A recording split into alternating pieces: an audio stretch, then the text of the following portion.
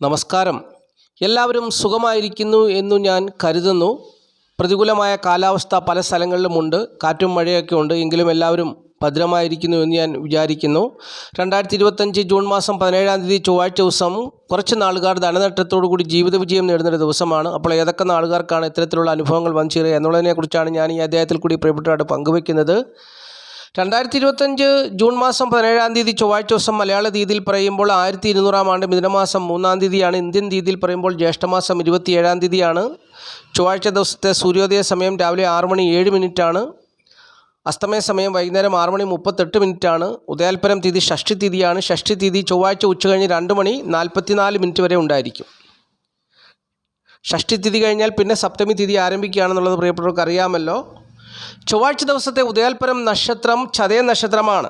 ചതയ നക്ഷത്രം ആരംഭിക്കുന്നത് ചൊവ്വാഴ്ച 1:15 AM എന്ന് പറയുന്ന സമയത്താണ്. അതായത് തിങ്കളാഴ്ച അർദ്ധരാത്രി കഴിഞ്ഞുള്ള 1:15 എന്ന സമയം. അതായത് ചൊവ്വാഴ്ച ദിവസം 1:15 AM എന്ന് പറയുന്ന സമയത്താണ് ചതയ നക്ഷത്രം ആരംഭിക്കുന്നത്.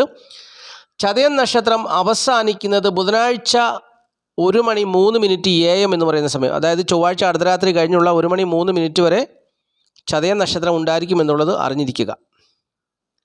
ഈ ചതയ നക്ഷത്ര പ്രകാരമാണ് ചൊവ്വാഴ്ച ദിവസം 27 നക്ഷത്ര ജാതകരുടെയും ജീവിതത്തിൽ അനുകൂലവും പ്രതികൂലവുമായ അനുഭവങ്ങളൊക്കെ ഉണ്ടാകുക. ഏതൊക്കെ നാളുകാർക്കാണ് അനുകൂലമായ അനുഭവങ്ങൾ വന്നുചേരുക എന്നുള്ളത് പറഞ്ഞുതരാം. ചൊവ്വാഴ്ച ദിവസം മകയിരം, തിരുവാതിര, ചോതി, വിശാഖം, മൂലം, ഉത്രാടം, അവിട്ടം. അപ്പോൾ ഇത്രയും നാളുകാർക്ക് ജീവിതത്തിൽ നേട്ടങ്ങൾ ഉണ്ടാകുന്നൊരു ദിവസമാണ്. അനുകൂലമായ ജീവിതാനുഭവങ്ങളൊക്കെ ഉണ്ടാകുന്നൊരു ദിവസമാണ്. മകയിരം, തിരുവാതിര, ചോതി, വിശാഖം, മൂലം, ഉത്രാടം, അവിട്ടം. ഇത്രയും നാളുകാർക്കാണ് ജീവിതത്തിൽ അനുകൂലമായ ജീവിതാനുഭവങ്ങളൊക്കെ വന്നു ചേരുക എന്നുള്ളത് അറിഞ്ഞിരിക്കുക. ചൊവ്വാഴ്ച ദിവസം പ്രതികൂലമായ ജീവിതാനുഭവങ്ങൾ വന്നു ചേരുവാൻ സാധ്യതയുള്ള നാളുകാർ പുണർതങ്കാല്, കർക്കിടകക്കൂറിൽപ്പെട്ട പുണർതങ്കാല്, പൂയം, ആയില്യം നാളുകാരും തിരുവോണം, തൃക്കേട്ട, പൂരാടം എന്നീ നാളുകാർക്കും പ്രതിസന്ധികളും പ്രശ്നങ്ങളും പ്രതികൂലമായ ജീവിതാനുഭവങ്ങളും ഒക്കെ വന്നു ചേരുവാൻ സാധ്യതയുണ്ട്. സൂക്ഷിക്കുക. അപ്പോൾ സൂക്ഷിക്കണം എന്നുള്ളതാണ് ജ്യോതിഷം പറയുന്നത്. ശ്രദ്ധിക്കണം. പ്രശ്നങ്ങളിലൊക്കെ പോയി ചാടരുത്. അബദ്ധത്തിൽ പോയി ചാടരുത്. അപ്പോൾ ശ്രദ്ധയോടുകൂടി വേണം ചൊവ്വാഴ്ച ദിവസത്തെ ജീവിതത്തെ മുമ്പോട്ട് കൊണ്ടുപോകാൻ. കാരണം ഏതെങ്കിലും വിധത്തിലുള്ള പ്രതിസന്ധികളോ പ്രശ്നങ്ങളോ അവരെ തേടി വന്ന് അവരുടെ ജീവിതത്തിൽ കല്ലും തിടിയും ഒക്കെ ഉണ്ടാക്കിയെടുത്ത് അവരുടെ ജീവിതത്തെ തകർച്ചയിലേക്ക് കൂട്ടിക്കൊണ്ടുപോകാൻ സാഹചര്യമുണ്ട്. സൂക്ഷിക്കുക. ബാക്കിയുള്ള നാളുകാരെ സംബന്ധിച്ച് സുഖദുഃഖ സമ്മിശ്രമായ ജീവിതാനുഭവങ്ങളായിരിക്കുമെന്നും ജ്യോതിഷം പറയുന്നു. ഇനിയും ചൊവ്വാഴ്ച ദിവസം ജീവിതത്തിലെ പ്രധാനപ്പെട്ടതായ കാര്യങ്ങൾ, ശുഭകാര്യങ്ങൾ എന്ന് പറയും എങ്കിലും വിവാഹമോ അല്ലെങ്കിൽ വീട് കൂതാശയോ ഒന്നും അല്ലല്ലോ പ്രധാനപ്പെട്ട കാര്യങ്ങളായിട്ട് മാത്രം നമുക്ക് കാണാൻ പറ്റുന്നത്. നമ്മുടെ ജീവിതത്തിൽ പ്രധാനപ്പെട്ട ഒരുപാട് കാര്യങ്ങളുണ്ട്. നമുക്ക് വിദേശത്ത് ജോലിക്ക് പോകാൻ വേണ്ടിയുള്ള കാര്യങ്ങളൊക്കെ ക്രമീകരിക്കുക. അങ്ങനെ ഒരുപാട് കാര്യങ്ങളൊക്കെ നമുക്ക് പ്രധാനപ്പെട്ടതായ കാര്യങ്ങളൊക്കെ ഉണ്ട്. അപ്പോൾ ഇങ്ങനെയുള്ള കാര്യങ്ങളൊക്കെ ചെയ്യുവാനായിട്ട് ശുഭസമയം നോക്കി ചെയ്യണമെന്നാണ് ജ്യോതിഷം പറയുന്നത്. അപ്പോൾ ചൊവ്വാഴ്ച ദിവസം ശുഭദിനമല്ലല്ലോ. അപ്പോൾ പാപഗ്രഹമായ ചൊവ്വയുടെ ദിവസമാണ് ചൊവ്വാഴ്ച ദിവസം. ആയതിനാൽ ചൊവ്വാഴ്ച ദിവസം രാവിലെ 7:38 മുതൽ ഉച്ചയ്ക്ക് 12:24 വരെയുള്ള സമയം ശുഭസമയമായി ജ്യോതിഷം വേർതിരിച്ചിരുന്നു. അതിനാൽ ഈ സമയത്ത് പ്രധാനപ്പെട്ടതായ കാര്യങ്ങളൊക്കെ ചെയ്തെടുക്കുക, ജീവിത വിജയം നേടുക. പിന്നീട് ഉച്ചകഴിഞ്ഞ് 1:38 മുതൽ 3:08 വരെയുള്ള സമയം ശുഭസമയമായിട്ട് വേർതിരിച്ച് തരുന്നുണ്ട്. ഈ സമയത്തും ചെയ്യുക. 3:08 മുതൽ രാഹു തുടങ്ങുന്നു എന്നുള്ള കാര്യവും അറിഞ്ഞുകൊള്ളുക.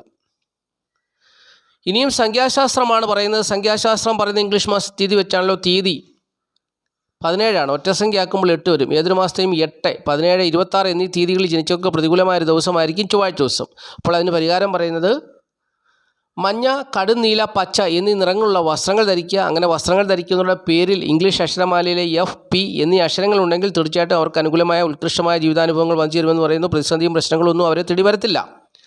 അപ്പോൾ ഇനി അക്ഷരങ്ങൾ പേരിലില്ലെങ്കിൽ പോലും നിരാശപ്പെടേണ്ട.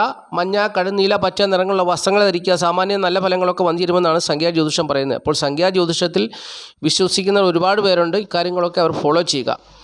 ആദ്യമായിട്ട് ഈ ചാനൽ കാണുന്ന പ്രിയപ്പെട്ടവർ ഈ ചാനൽ സബ്സ്ക്രൈബ് ചെയ്യുക, ലൈക്ക് ചെയ്യുക, ഷെയർ ചെയ്യുക, കമൻറ്റ് ചെയ്യുക. തുടർച്ചയായിട്ട് എല്ലാ വീഡിയോ കാണുവാൻ ശ്രമിക്കുക.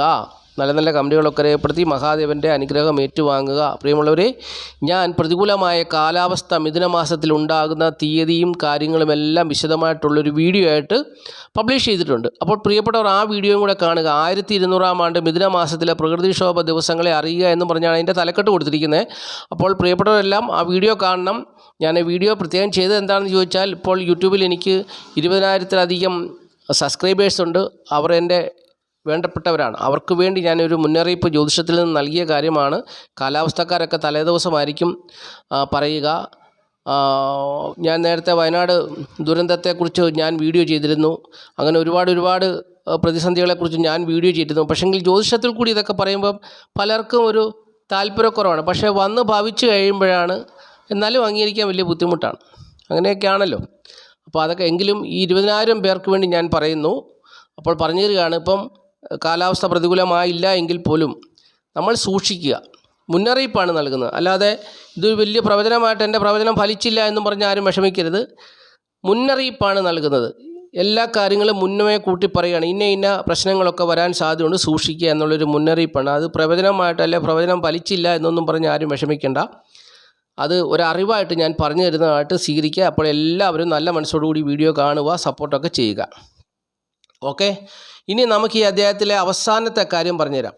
ധനപരമായിട്ടുള്ള നേട്ടം. ധനപരമായിട്ടുള്ള നേട്ടം ചൊവ്വാഴ്ച ദിവസം ഏതൊക്കെ നാളുകാർക്കാണ് വന്നിച്ചിരിക്കുക, അല്ലെങ്കിൽ ധനവിഷയം കൈകാര്യം ചെയ്താൽ വിജയിക്കുന്ന നാളുകാർ ഏതൊക്കെയാണെന്നാണ് പറയാൻ പോകുന്നത്. അവിട്ടം, കേട്ട, തൃക്കേട്ട, ചോതി, ഉത്രം, ആയില്യം, തിരുവാതിര, കാർത്തിക, രേവതി, ഉത്രാടം, ചതയം. അപ്പോൾ ഇത്രയും നാളുകാർക്ക് ധനപരമായിട്ടുള്ള നേട്ടം ഉണ്ടാകുന്ന ദിവസമാണ്. ധനവിഷയം കൈകാര്യം ചെയ്താൽ വിജയിക്കുന്ന ദിവസമാണ്. കൊടുത്തുവാങ്ങലിനൊക്കെ അനുകൂലമായൊരു ദിവസമാണ്. വായ്പയൊക്കെ എടുക്കുവാനും ഒപ്പിട്ട് കൊടുക്കാനും ഒക്കെ ഈ നാളുകാർക്ക് ചൊവ്വാഴ്ച ദിവസം അനുകൂലമാണ്. മറ്റുള്ള നാളുകാർക്ക് അനുകൂലമല്ല. അപ്പോൾ അവർ ചൊവ്വാഴ്ച ദിവസം പോയി ധനപരമായ വിഷയങ്ങളിലൊക്കെ ഏർപ്പെട്ടാൽ ഒരുപക്ഷെങ്കിൽ മേടിക്കുന്നത് തിരിച്ചു കൊടുക്കാൻ പറ്റത്തില്ല. പിന്നെ ജപ്തിയായി, ഭീഷണിയായി പലവിധമായ പ്രശ്നങ്ങളുണ്ടാകും. സ്വസ്ഥതക്കേടുണ്ടാകും. ജീവിതം അവസാനിപ്പിച്ചേക്കാമെന്ന് തോന്നും. അങ്ങനെ പലവിധമായ പ്രശ്നങ്ങൾ അവർക്കുണ്ടാകാൻ സാധ്യതയുണ്ട്. അപ്പോൾ ഞാൻ ഈ പറഞ്ഞ നാളുകാർ മാത്രം ധനപരമായ വിഷയത്തിൽ ഏർപ്പെടുക. അവിട്ടം, തൃക്കേട്ട, ചോതി, ഉത്രം, ആയില്യം, തിരുവാതിര, കാർത്തിക, രേവതി, ഉത്രാടം, ചതയം. ഇത്രയും നാളുകാർ മാത്രം ധനപരമായ വിഷയങ്ങൾ കൈകാര്യം ചെയ്ത് ചൊവ്വാഴ്ച ദിവസം വിജയിക്കും. എല്ലാവർക്കും നല്ലത് വരട്ടെ. മഹാദേവൻ എല്ലാവരെയും ഭദ്രമായി കാത്തുപരിപാലിക്കട്ടെ എന്നുള്ള പ്രാർത്ഥനയോടുകൂടി ഞാൻ നിർത്തുകയാണ്. നന്ദി, നമസ്കാരം. Master mind of knowledge, astrology Malayalam.